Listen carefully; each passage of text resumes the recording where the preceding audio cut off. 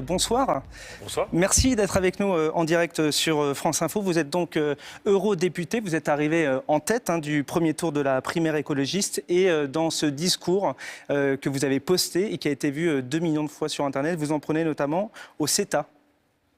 Oui, parce que c'est un accord de libre-échange entre l'Europe et le Canada.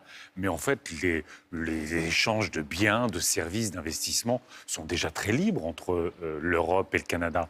Ce qu'il y a dans cet accord, c'est la possibilité pour les firmes multinationales, qu'elles soient canadiennes, qu'elles soient américaines, d'attaquer les régions, les États ou l'Europe quand on va décider qu'on met de côté les perturbateurs endocriniens, parce que c'est un problème de santé majeur, quand nous défendons le principe de précaution, quand on défend le climat et qu'on lutte contre le dérèglement climatique.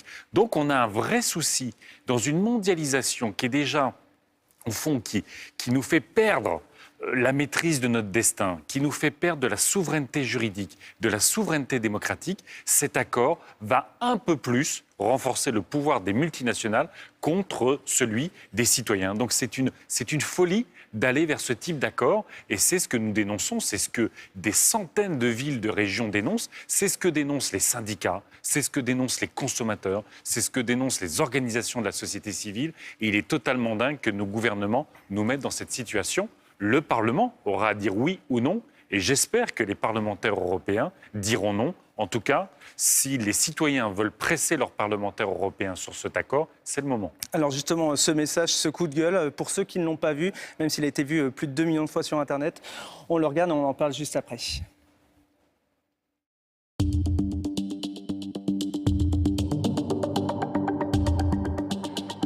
Madame la Présidente, Monsieur Juncker, Monsieur Tusk, vous parlez au nom des salariés sur le CETA. Écoutez les salariés, ils ne veulent pas du CETA. Vous prétendez parler au nom des consommateurs, écoutez-les, ils ne veulent pas du CETA, les consommateurs.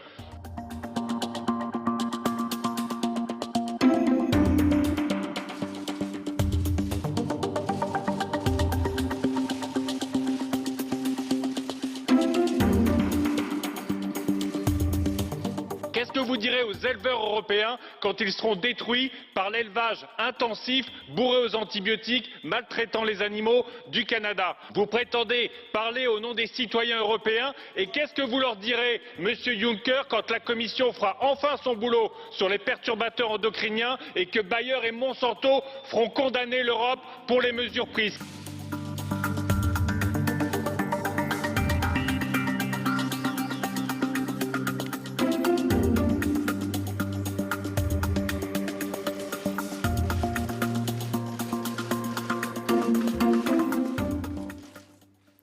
Yannick Jadot, vous attendiez à ce que cette vidéo, ce coup de gueule, soit vu autant de fois ?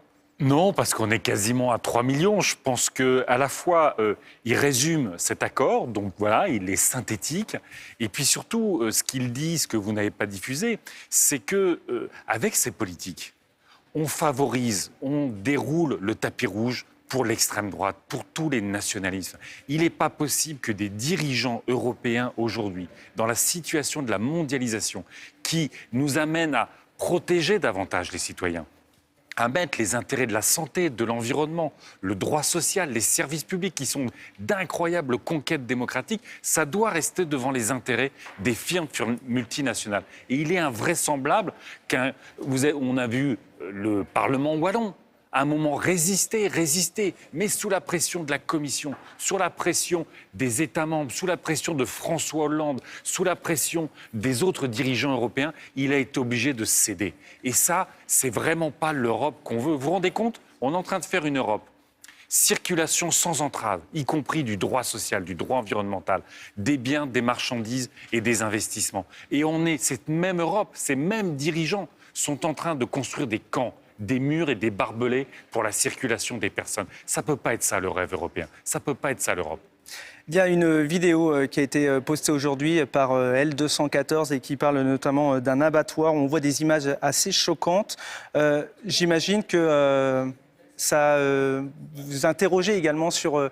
ça fait partie également pour la primaire, pour votre primaire, des dossiers sur lesquels vous souhaitez défendre. La condition animale, aujourd'hui, c'est toute notre relation au monde. Si on n'arrive pas à se réconcilier avec les animaux, on n'arrivera pas à se réconcilier avec nous-mêmes. Il est quand même incroyable qu'en 2016, dans un pays comme la France, on maltraite autant les animaux. Alors les vidéos de L214 sont un incroyable rappel à l'ordre d'une souffrance incroyable au moment de la mort. Si on va sur l'élevage intensif, quand on va dans ces bâtiments d'élevage intensif, c'est la maltraitance du jour 1 de ces animaux jusqu'à leur mort. Il faut véritablement qu'on avance sur ces sujets-là. Il y avait eu des propositions parlementaires. Malheureusement, le gouvernement n'a pas agi. C'est de la vidéosurveillance sur les lieux où les animaux sont manipulés. C'est de la formation des personnels, ils sont très peu formés. C'est l'amélioration des méthodes, notamment d'étourdissement. Et puis, nous devons, chacune et chacun, réfléchir aussi à notre relation à l'animal, pas simplement à l'animal domestique, mais à l'animal en général, parce qu'on a besoin de vivre sans cette guerre que nous faisons aux animaux, notamment dans l'élevage. Alors, votre engagement écologique ne date pas d'hier. Pour ceux qui ne vous connaissent pas ou peu, on va revenir en images sur votre engagement, on en parle juste après. Mai 2002, Greenpeace occupe une raffinerie du groupe Esso. La première apparition médiatique de Yannick Jadot. Une nouvelle fois, ils ne nous ont pas répondu sur nos questions et ils nous ordonnent de quitter les lieux sous peine d'une amende considérable. Donc c'est une fois de plus les dollars contre le climat. En charge des campagnes au sein de l'association, il multiplie les coups de force contre le nucléaire ou la pêche au thon rouge.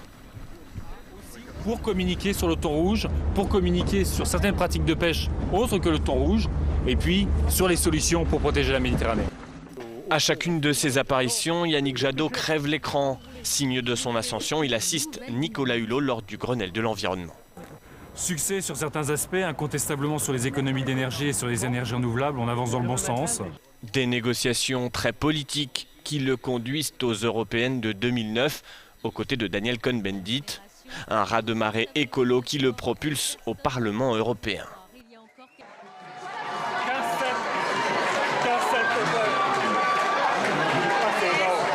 Depuis Bruxelles, Yannick Jadot garde un pied à Paris, porte-parole d'Eva Joly pour la présidentielle de 2012. En désaccord avec sa ligne politique, il démissionne et n'obtient pas de ministère, pas suffisamment politicien d'après certains cadres du parti. À Bruxelles, il combat les accords de libre-échange et rebondit lors de la primaire. Consensuel, proche du milieu associatif et pragmatique, Yannick Jadot arrive en tête au premier tour. Son objectif, réconcilier les Français avec l'écologie politique.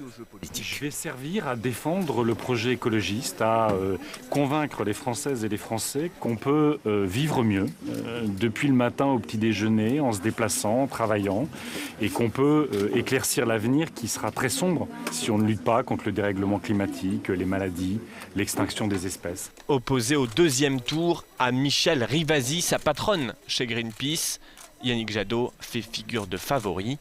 Verdict lundi prochain. Vous trouvez qu'on n'a pas assez parlé d'écologie ces 5 dernières années pendant la présidence de François Hollande ?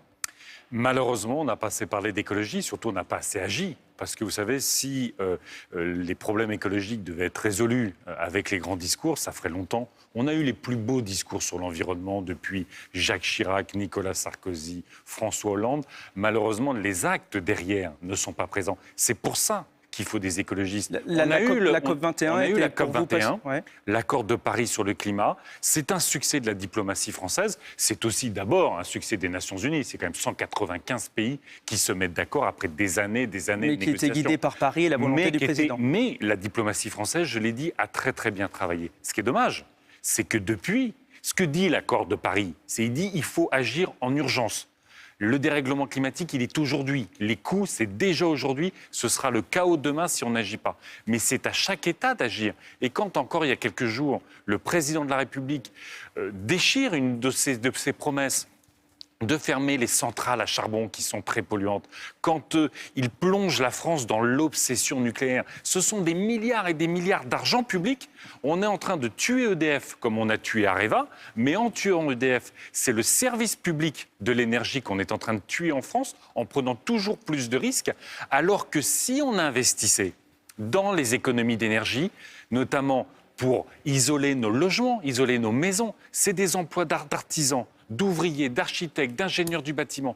Les renouvelables en Allemagne, c'est déjà 370 000 emplois. C'est des emplois qu'on ne crée pas chez nous, sur tous nos territoires, là où on a besoin de créer des PME. Donc, ce n'est pas simplement tourner le dos à l'accord de Paris, la politique de François Hollande. C'est tourner le dos à l'emploi, c'est tourner le dos à l'aménagement de nos territoires et c'est tourner le dos au futur. Et selon vous, c'est ça qui explique d'un mot finalement l'échec de Cécile Duflot?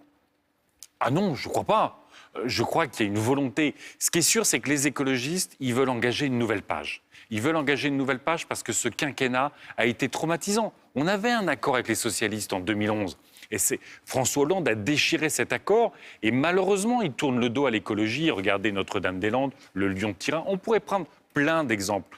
Et on a besoin d'ouvrir une page de l'écologie où l'écologie, elle redevient crédible. Elle est aimable.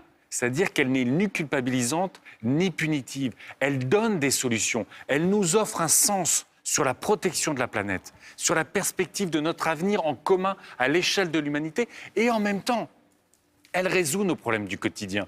Quand vous vous levez, quand vous allumez la lumière, ce n'est pas la même chose si vous faites tourner une centrale nucléaire ou si vous faites tourner une éolienne. Quand vous prenez vos céréales, ce n'est pas pareil si vous avez une alimentation bio qui fait du bien à votre santé ou si vous avez plein de traces de pesticides qui fait que votre vie est menacée. Si vous vous déplacez, c'est pas pareil si vous prenez une voiture diesel ou si vous prenez un tram ou un TER. Et si en plus vous avez du boulot qui a été créé par la transition écologique, encore une fois sur tous nos territoires, des emplois non délocalisables, du boulot pour tout le monde, eh ben ça vous change la vie. Et moi j'ai envie que les Françaises et les Français se disent « Waouh !» On voit encore ce soir les règlements de compte du sarkozysme. On voit à gauche les règlements de compte du hollandisme. Moi, j'ai envie de proposer un pacte avec les Français qui soit un projet d'espoir, qui s'occupe d'eux comme de la planète, de la nature, de toutes les espèces vivantes et qui nous rende l'avenir bienveillant et positif. Merci beaucoup en tout cas d'avoir été notre invité sur France Info en direct.